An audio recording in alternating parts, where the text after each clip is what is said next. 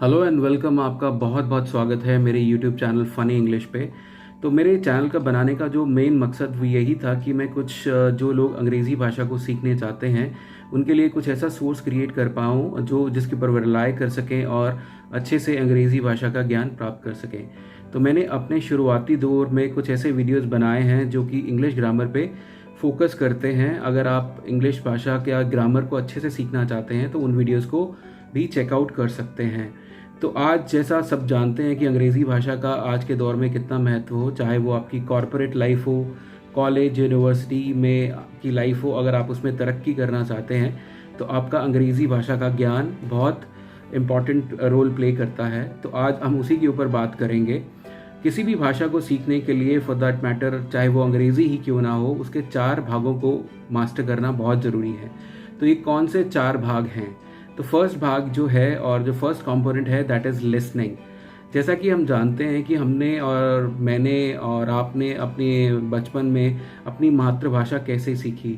हमारे पेरेंट्स या भाई बहन जब वो मातृभाषा में बातचीत करते थे या कॉन्वर्सेशन करते थे और जो वोकैबलरी वो यूज़ करते थे उसको पिक करके धीरे धीरे हमने उस मातृभाषा में महारत हासिल कर ली। तो ये जो लॉ है तो अंग्रेज़ी पे भी लागू होता है। अगर आप अंग्रेज़ी भाषा को भी अच्छे से सीखना चाहते हैं, उसमें निपुण होना चाहते हैं, तो अपने आप को चारों तरफ से अंग्रेज़ी भाषा से सराउंड कर लीजिए। अगर आप गाने सुनते हैं, टीवी देखते हैं या म्यूज़िक सुनते हैं या मूवीज़ फॉर दैट मैटर देखते हैं तो वो भी अंग्रेज़ी भाषा में देखना शुरू कर दीजिए, जिससे आपकी इस भाषा के ऊपर कमांड बढ़ जाएगी। तो जो अगला कंपोनेंट है वो है रीडिंग। तो किसी भाषा को अच्छे से सीखने के लिए उस भाषा में लिखी किताबों और अन्य चीज़ों को पढ़ना कितना इम्पॉर्टेंट है, because that helps you to understand that language in a easy manner. तो आपको ये पता चलता है कि उस लैंग्वेज का जो राइटर है उसने उस भाषा का प्रयोग कैसे किया है और ग्रामर का यूजेज कैसे किया जाता है जब आप कोई चीज़ या किताब लिखते हैं। तो उसको रीड करके आपको थोड़ा ये आइडिया लग जाएगा। अगर आप रीडिंग की प्रैक्टिस करना चाहते हैं तो आजकल बहुत सारे सोर्सेज हैं जिससे आप रीडिंग की प्रैक्टिस कर सकते हैं। आप अपनी डेली लाइफ में कोई भी इंग्लिश लैंग्वेज का न्यूज़पेपर पिक कर सकते हैं और दिन में से कुछ टाइम निकाल के अपने इंटरेस्ट का कोई भी टॉपिक और आर्टिकल उस इंग्लिश न्यूज़पेपर में से पढ़ सकते हैं। वो चाहे स्पोर्ट्स से रिलेटेड हो या फिर कोई बिजनेस न्यूज़ से रिलेटेड हो। तो मैं आपको बात करना चाहूँगा, किसी महान व्यक्ति ने ये कहा है, the one who reads leads. तो जो पढ़ता है वही आगे बढ़ता है। तो किसी भी भाषा में निपुणता या महारत या मास्टरी हासिल करने के लिए उस भाषा को पढ़ना और उस भाषा के बारे में पढ़ना कितना इम्पॉर्टेंट है। अगला जो कंपोनेंट है वो है राइटिंग।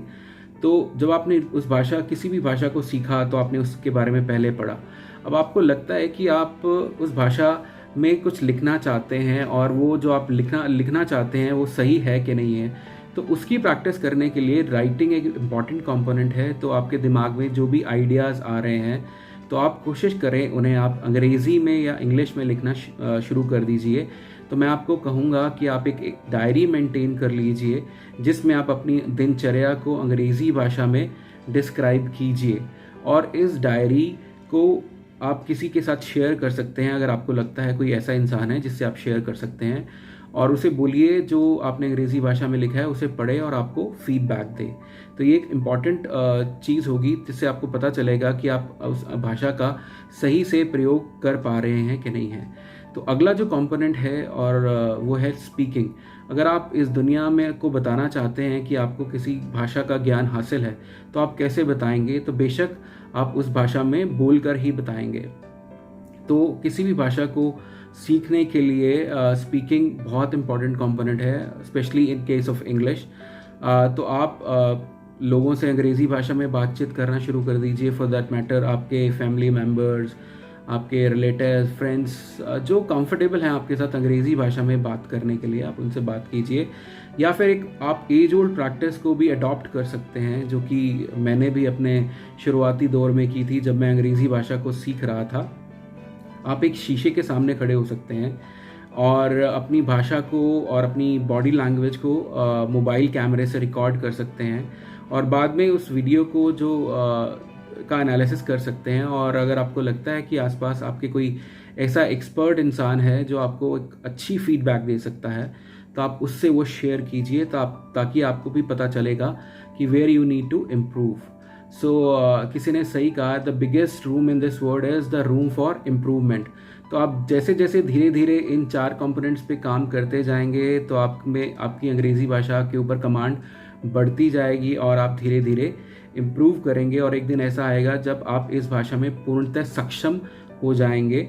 तो अभी तो कुछ लोगों को लगता है कि हम हिंदी मीडियम से हैं तो हमारे लिए एक बहुत चैलेंजिंग टास्क है अंग्रेज़ी भाषा को सीखने के लिए, बट ऐसा नहीं है। इस दुनिया में बहुत सारे ऐसे लोग हैं जो जिन्होंने अपनी स्कूलिंग हिंदी मीडियम से की है, उनमें से मैं भी एक हूँ।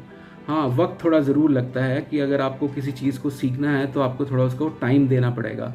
फॉर दैट मैटर, अगर आप स्विमिंग सीखना चाहते हैं तो आपको स्विमिंग पूल में उतरना ही पड़ेगा और बिना घबराए और उस पूल में छलांग लगानी ही पड़ेगी। तो सिमिलरली अगर आप अंग्रेज़ी भाषा को सीखना चाहते हैं तो इन 4 कंपोनेंट्स पे काम कीजिए और धीरे धीरे आप देखेंगे कि आप में इम्प्रूवमेंट हो रही है और आप इस भाषा में और फ्लुएंट एंड प्रोफिशिएंट हो रहे हैं। आशा करता हूँ कि आपको ये वीडियो पसंद आया होगा। अगर आपको लगता है कि मुझे ऐसे और वीडियोस बनाना चाहिए तो आप मेरे इस चैनल को लाइक, सब्सक्राइब और शेयर कर सकते हैं, जिससे मेरे को और एनकरेजमेंट मिलेगी ऐसे और वीडियोस बनाने के लिए। धन्यवाद। आज के लिए बस इतना ही।